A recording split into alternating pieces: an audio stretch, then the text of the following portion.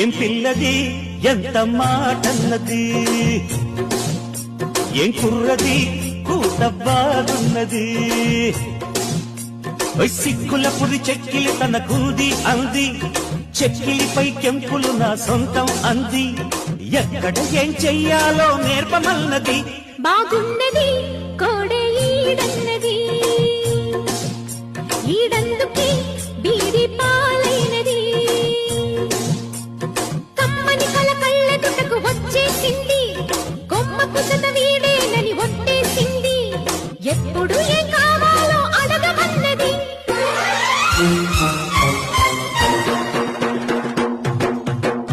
శనివారం ఎంతన్న సామి పేరు చెప్పి శనగలడ్డు చేదబెట్టి సాగనంపింది.